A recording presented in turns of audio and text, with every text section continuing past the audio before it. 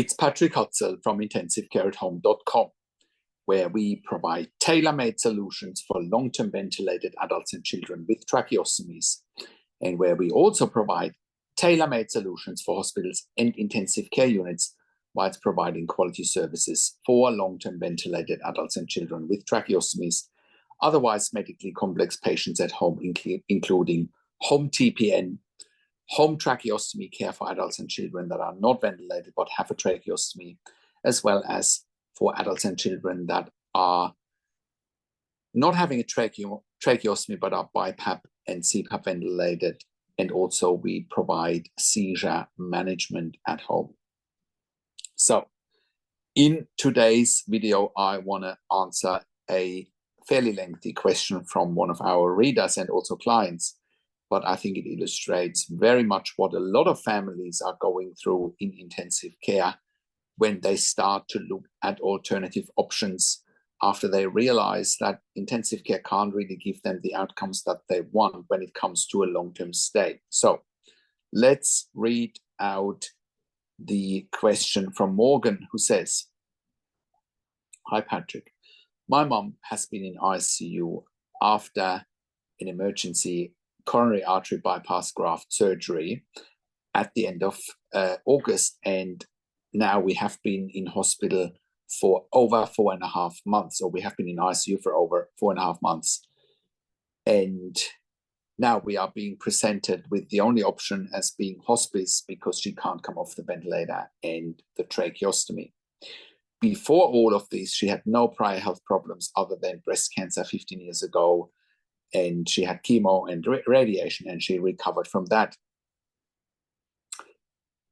In August, she had complications during a cardiac catheter procedure, also known as angiogram, which resulted in a coronary artery dissection and cardiogenic shock, which is the reason for the emergency open heart surgery, also known as CABG, coronary artery bypass grafts. She had multiple complications post-operatively, including bleeding, heart failure, and 3 days of hemofiltration, also known as CRRT, which stands for continuous renal replacement therapy. The kidney functions are close to normal now. She was on sedation initially for 21 days before having a tracheostomy. After that, we were told she had severe sepsis and 2 small strokes that were discovered once a CT scan of the brain was done. She also had, obviously, then the tracheostomy during her stay in ICU since she was unable to come off the ventilator. Since the open heart surgery, her ejection fraction is 40%, but we are now being told she has metabolic encephalopathy since she's not consistently responsive to commands, and she has been back on sedation for the last 2 weeks. She has also been failing her ventilation weaning trials. I believe this has to do with the fact she has been back on sedation due to anxiety and becoming tachypnic. The settings are SIMV, FiO2 of 30%, and PEEP of 5. We feel the ICU team are giving up on her because she's costing them too much time and resources. They are making me feel guilty as if I'm making her suffer. But if there's any hope, I want to give that to her. We are hoping that she can go home with intensive care at home because we are so fed up, and my mother is so fed up. She has no quality of life. Can you please give any advice? Thank you so much, from Morgan." Hi, Morgan. Thank you so much for sharing your mother's situation in so much detail. You're not alone out there. This is not unique to your family and to your mother to be stuck in ICU for 4.5 months if they can't come off the ventilator, especially after open heart surgery. Not many patients, suffer from long-term stays in ICU after open heart surgery, but I have certainly seen some, and it looks like your mom is falling into that category. Now, going home in a situation like that won't be a problem, and if you feel like the ICU either wants to send her to hospice to let her pass away, well, you have a say in that, assuming you are the power of attorney. It's not up to the ICU to say she needs to go to hospice. It is up to you to make that decision. Okay, and if you want her home, you should get the ball rolling on this. Now, in terms of costing too much, ICU bed costs $5,000 to $6,000 per bed day. And intensive care at home costs about half of that, right? So basically what we do is we bring you the intensive care into the home with critical care nurses 24 hours a day, which is what she has at the moment. It's not any different, with the difference that you can have this at home. Your mum will have quality of life or potentially quality of end of life, depending on how it goes with her recovery, right? But they haven't made any progress in there, clearly. They can't give her what she needs.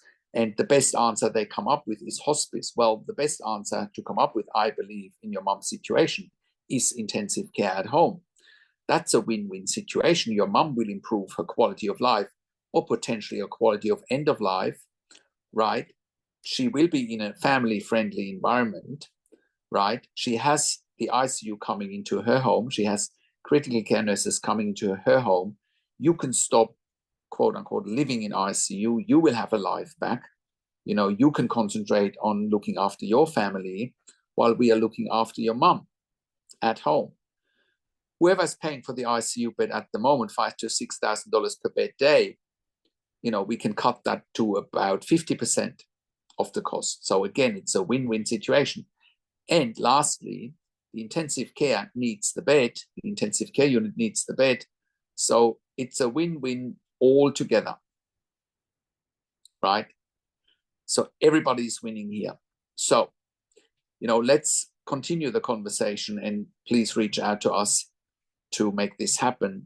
We can start negotiating with the health fund, or maybe your mom is NDIS. I don't know. We need to find out the details, who can be funding it, but it doesn't really matter. Somebody will be funding it because, again, there's an economic business case here. Besides, I don't want to reduce your mom to a business case by any means. Your mom is a patient that needs to go home, that needs to improve her quality of life. Clearly, they can't give her what she needs. But unfortunately, in situations like that, you also need to argue on an economic level, which is what we'll help you doing. So please reach out to us here at intensivecareathome.com. Send us an email to info@intensivecareathome.com, or just call us on one of the numbers on the top of our website to take this conversation further so we can help you going home. Now, with intensive care at home, currently we are operating all around Australia. We are an NDIS approved service provider all around Australia, a TAC approved service provider in Victoria, an iCare approved service provider in New South Wales, an IISQ in Queensland, as well as DVA all around Australia. We also have received funding through public hospitals and through departments of health, as well as private health funds. And if you're watching this and you're in the US or in the UK, please help us. Please reach out to us as well, because we can help you with private nursing in those countries. Now, and if you are in a similar situation where you have a loved one in intensive care and you're in a similar situation, please reach out to us. Or if you're watching this and you are a patient in ICU, you should contact us, talk to us, send us an email, and we can talk to you. We can talk to the ICU. We are very experienced in taking patients home from intensive care directly.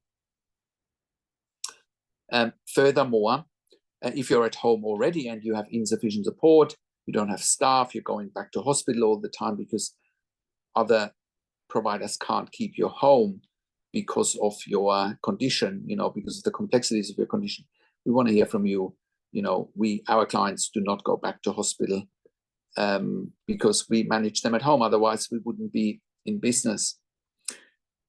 Now, if you are an NDI support coordinator and you're watching this and you're wondering where to send your clients for nursing care, especially for high complex nursing care, where we are. If you need help with the advocacy, if you need help with NDI's nursing assessments, please reach out to us as well. We also have our own level 2 and level 3 NDI support coordinators. Please reach out to us if you need help there.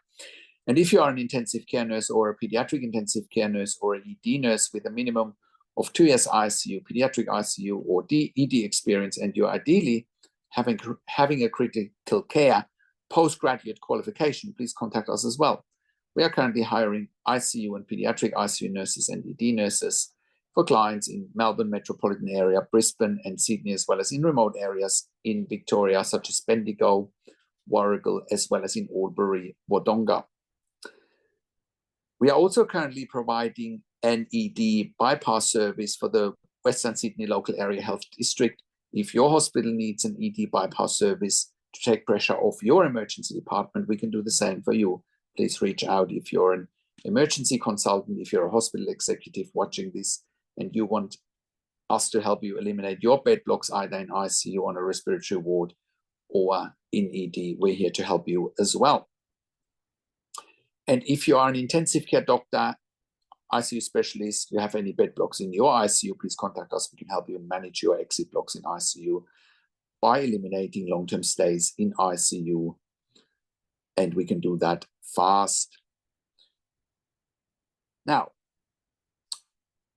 thank you so much for watching. If you like my videos and you want regular updates for intensive care at home as well as for families in intensive care, please subscribe to my YouTube channel for regular updates for families in intensive care.